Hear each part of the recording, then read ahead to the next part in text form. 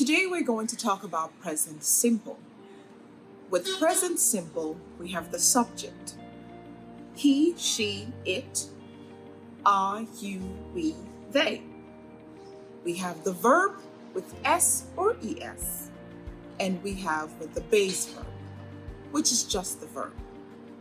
So, you can say, I play. You play. We play. They play. But with he, she, it, we say, he plays. She plays. It plays. With present simple, we use it to talk about routines or that something is true.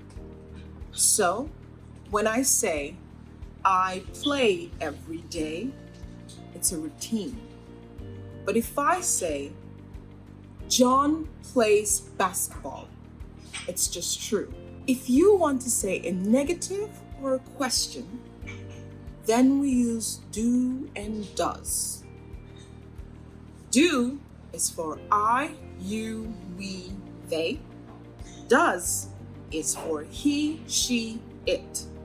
So, I don't or do I?